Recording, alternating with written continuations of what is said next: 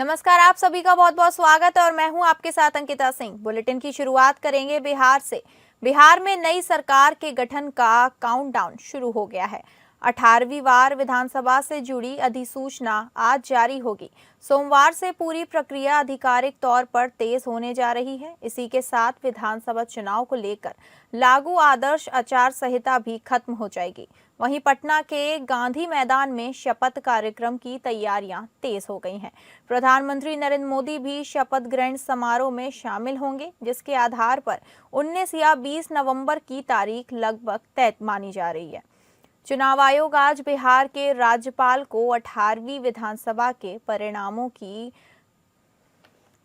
औपचारिक जानकारी देगा। इसी अधिसूचना के साथ विधानसभा चुनाव को लेकर लागू आदर्श आचार संहिता भी समाप्त हो जाएगी। सोमवार को नीतीश कुमार अपने कैबिनेट की बैठक करेंगे। इस बैठक में 17वीं बार विधानसभा को भंग करने का प्रस्ताव पास किया जाएगा। इसके बाद मुख्यमंत्री नीतीश कुमार राज्यपाल से मिलकर अपना इस्तीफा सौंपेंगे। यह इस्तीफा नई सरकार का रास्ता साफ करेगा।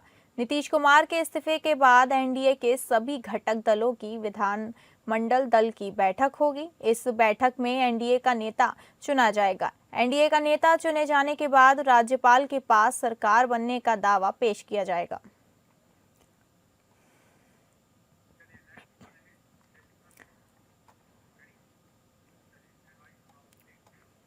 एनडीए की प्रचंड जीत के बाद बिहार में नई सरकार बनने जा रही है।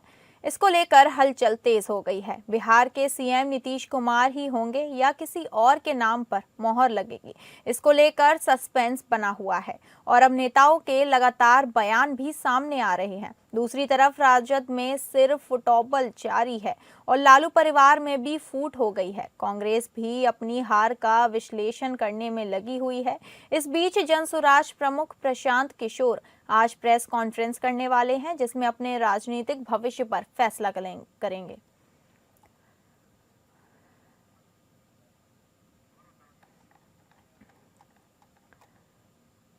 आपको बता दें, एनडीए की प्रचंड जीत के बाद बिहार में नई सरकार बनने को लेकर हलचल तेज हो गई है। बिहार के सीएम नीतीश कुमार ही होंगे या नहीं, किसी और के नाम पर मोहर लगेगी, इसको लेकर सस्पेंस बना हुआ है और नेताओं के बयान लगातार सामने आ रहे हैं। दूसरी तरफ राजद में फिर सिर फिटौबल जारी है और लालू परिवार में भी फूट हो गई है। कांग्रेस भी अपनी हार का विश्लेषण करने में लगी हुई है। इस बीच जनसुराज प्रमुख प्रशांत किशोर आज प्रेस कॉन्फ्रेंस करने वाले हैं, जिसमें अपने राजनीतिक भविष्य पर फैसला करेंगे।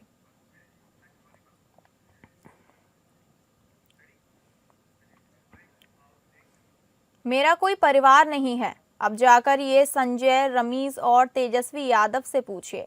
वहीं लोग हमको निकाला है परिवार से।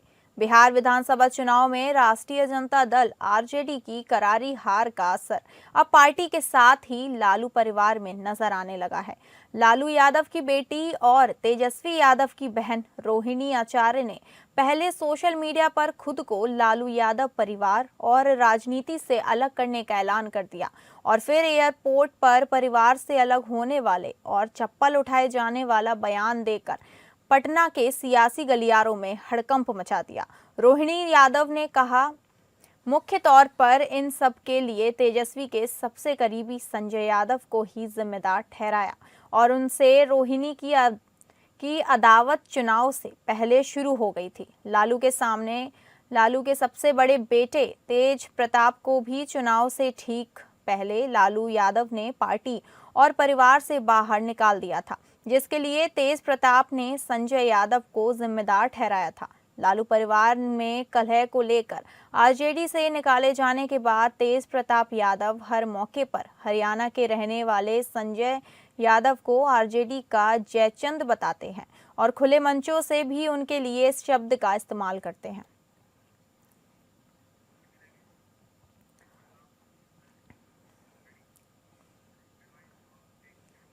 रोहिणी आचार्य ने 15 नवंबर को राजनीति छोड़ने और अपने परिवार से संबंध समाप्त करने की बात कही। उन्होंने संजय यादव और रमीज पर दबाव डालने का आरोप लगाया, जिसके बाद अब लालू के बड़े बेटे लाल तेज प्रताप यादव का गुस्सा भड़क उठा है। इसके साथ ही उन्होंने पिता लालू यादव से संकेत भी मांगे। दरअसल बिहार चुनाव के ठीक एक दिन बाद यानी 15 नवंबर को लालू परिवार में एक और टूट गई। दरअसल रोहिणी आचार्य ने राजनीति छोड़ने और अपने परिवार से संबंध तोड़ने की बात कही और उन्होंने संजय यादव और रमीज पर दबाव डालने का आरोप लगाया। इस पूरे मामले को लेकर अब लालू यादव के बड़े बेटे और जनता दल के सुप्रीमो तेज प्रताप यादव भड़क गए हैं।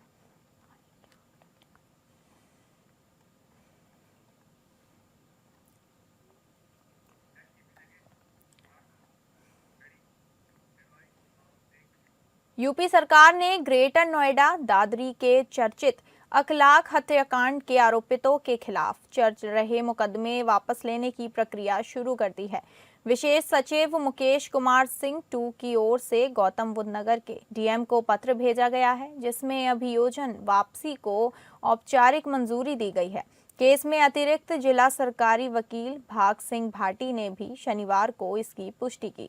पत्र में बताया गया कि सरकार को प्राप्त रिपोर्ट और तर्कों पर विचार करने के बाद मामले को वापस लेने का निर्णय लिया गया है।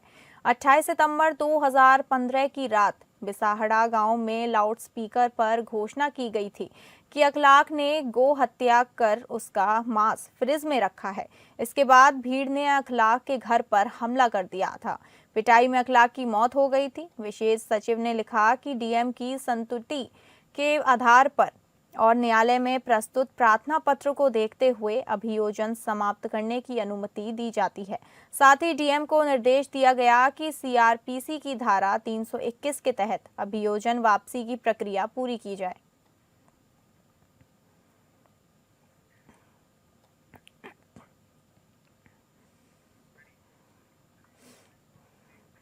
झारखंड राज्य के 25वां स्थापना दिवस पर राजधानी रांची के मोराबादी मैदान में 2 दिवसीय समारोह के दूसरे दिन आज भव्य सांस्कृतिक कार्यक्रम का आयोजन किया जाएगा। आपको बता दें कि इस अवसर पर पहली बार झारखंड में जतरा का आयोजन किया गया है। ये यात्रा डोरंडा से शुरू होकर कचहरी चौक होते हुए जेल पार्क में समाप्त होगी। जानकारी के अनुसार जतरा में लगभग 4000 कलाकार राज्य की विविध सांस्कृतिक झलक पेश करेंगे। वहीं शाम को मोरहाबादी मैदान में भव्य ड्रोन शो आयोजित किया जाएगा, जिसमें धरती आबा भगवान बिरसा मुंडा की जीवन गाथा और झारखंड की समृद्ध संस्कृति को आकर्षक दृश्यों के माध्यम से प्रदर्शित किया जाएगा। इसके अलावा सांस्कृतिक कार्यक्रम में राज्य के पारंपरिक विधाओं का समावेश करते हुए राज्य के समृद्ध कला संस्कृति प्रदर्शित किया जाएगा, जिसका थीम रिदम ऑफ फॉक होगा।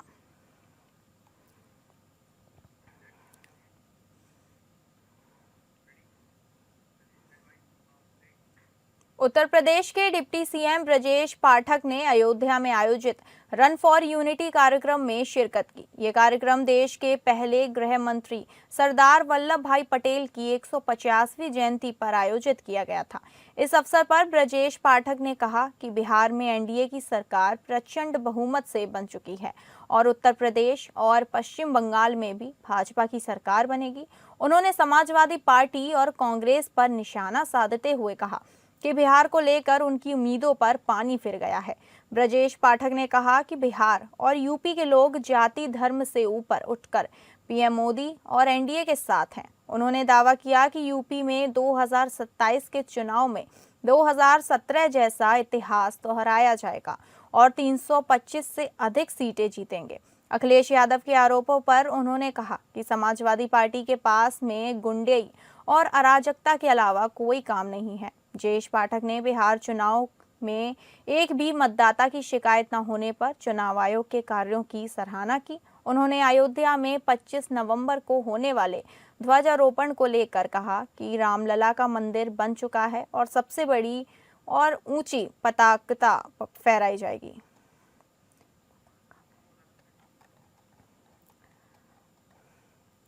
आपको बता दें, उत्तर प्रदेश के डिप्टी सीएम ब्रजेश पाठक ने अयोध्या में आयोजित रन फॉर यूनिटी कार्यक्रम में शिरकत की। ये कार्यक्रम देश के पहले गृह मंत्री सरदार वल्लभ भाई पटेल की 150वीं जयंती पर आयोजित किया गया था।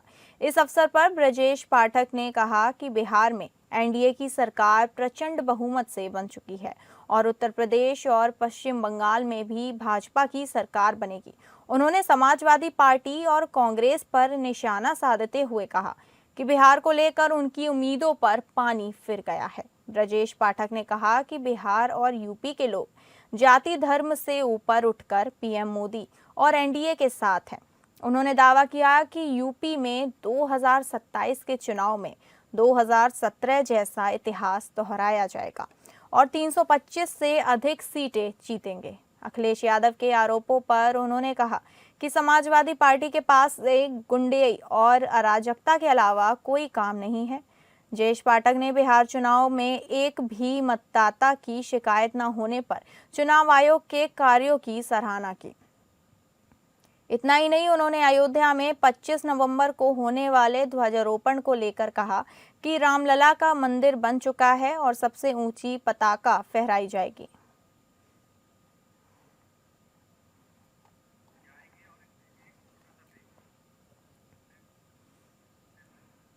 उत्तर प्रदेश के सोनभद्र में बड़ा हादसा हो गया।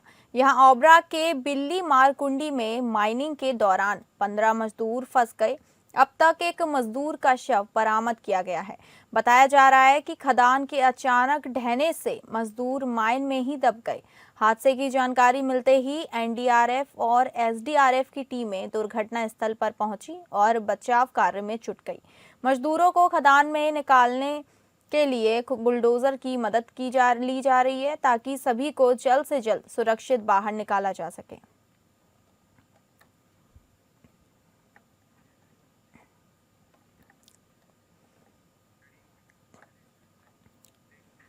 राजधानी दिल्ली वासियों को जहरीली हवा से रविवार को भी राहत नहीं मिलने जा रही है।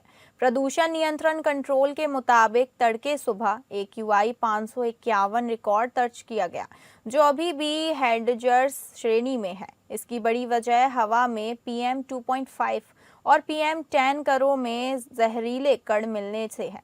हवा की रफ्तार बेहद धीमी है, जिसकी वजह से स्थिति और बिगड़ रही है। एक अनुमान में इसे 12 सिगरेट पीना माना जा रहा है, जो फेफड़ों के लिए बहुत ज्यादा नुकसानदेह है। वहीं मौसम विभाग के मुताबिक न्यूनतम तापमान में गिरावट जारी है, जिस वजह से न्यूनतम तापमान 11 और अधिकतम 24 डिग्री सेल्सियस रहने का अनुमान है। इसके अलावा सुबह शाम धुंध और कोहरे का असर रहेगा, जिसके चलते विजिबिलिटी प्रभावित होगी।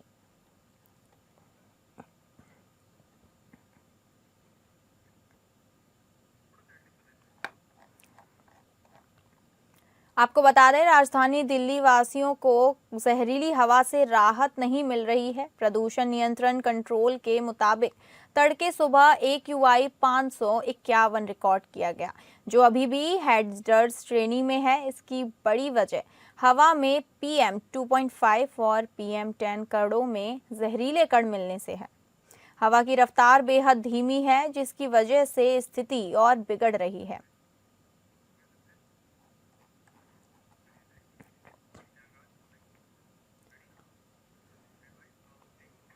इलाहाबाद हाईकोर्ट ने जमानत याचिका दायर करते हुए अधिवक्ताओं द्वारा पूरे दस्तावेज नहीं दाखिल किए जाने तथा डिजिटलीकरण प्रक्रिया की कमियों को गंभीरता से लिया। न्यायालय ने निर्देश दिया कि नए मामलों में दायर सभी पूरक हलफनामों को भी स्कैन कर डेटा मैनेजमेंट सिस्टम पर अपलोड किया जाए। यह आदेश न्यायमूर्ति अरुण कुमार सिंह देशवाल ने औरैया निवासी जैनू यादव उर्फ नीरज उर्फ अंकुश यादव की जमानत अर्जी खारिज करते हुए दिया। कोर्ट ने स्पष्ट कहा कि कई मामलों में अधिवक्ता जमानत अर्जी की नोटिस देते समय अधूरे दस्तावेज दाखिल करते हैं और फिर सुनवाई के समय शेष दस्तावेज पूरक हलफनामे के माध्यम से दाखिल करते हैं, जिन्हें रजिस्ट्री द्वारा स्कैन नहीं किया जाता। इससे उच्च न्यायालय में डिजिटलीकरण का उद्देश्य विफल हो जाता है। हालांकि डिजिटलीकरण का ठेका प्रतिष्ठित कंपनी को दिया गया है, लेकिन वो लेकिन केवल नई फाइल को स्कैन कर रही है और बाद में पूरक हलफनामे नहीं, जबकि ये रजिस्ट्री में दायर किए गए हैं। यह डिजिटलीकरण का मजाक है और उच्च न्यायालय में डिजिटलीकरण के उद्देश्य को विफल करता है।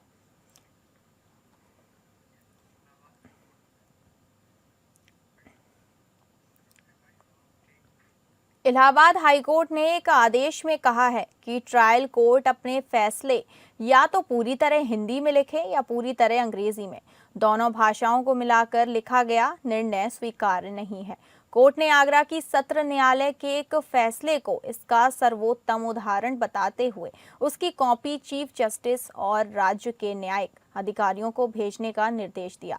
हाईकोर्ट ने पाया कि फैसला 54 पन्नों का था, जिसमें 63 पैराग्राफ अंग्रेजी में व 125 हिंदी में और 11 पैराग्राफ दोनों भाषाओं के मिश्रण थे।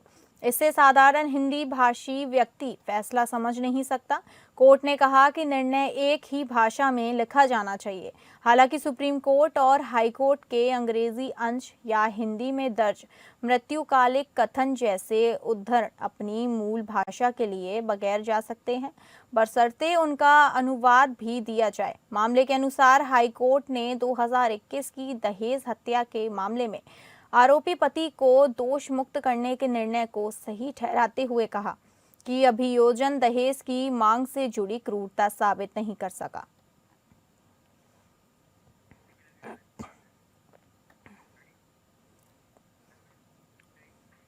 छत्तीसगढ़ की राजधानी रायपुर के मंत्रालय भवन में मुख्यमंत्री विष्णुदेव साय की अध्यक्षता में कैबिनेट की बैठक बुलाई गई, जिसमें कई महत्वपूर्ण निर्णय लिए गए। मंत्री परिषद ने खरीफ एवं रबी विपणन मौसम में दलहन तिलहन फसल के उपार्जन के लिए पूर्व वर्ष की भांति प्रधानमंत्री अन्नदाता आय संरक्षण अभियान प्राइस सपोर्ट स्कीम के तहत उपार्जन किए जाने का निर्णय लिया है। शहीद वीर नारायण सिंह अंतर्राष्ट्रीय क्रिकेट स्टेडियम नवा रायपुर अटल नगर को शीर्घकालीन पूर्णता संचालन और विकास कार्यों के लिए छत्तीसगढ़ राज्य क्रिकेट संघ को अनुबंध के अनुसार लीज पर देने का निर्णय लिया है। इस निर्णय से राज्य के क्रिकेट खिलाड़ियों को उच्च स्तर का प्रशिक्षण और तकनीकी सुविधाएं प्राप्त होंगी। इस निर्णय से छत्तीसगढ़ में राष्ट्रीय और अंतर्राष्ट्रीय स्तर में और अधिक क्रिकेट मैच का आयोजन सुनिश्चित होगा। साय कैबिनेट में इसके साथ ही कई महत्वपूर्ण विषयों पर सहमति बनी है।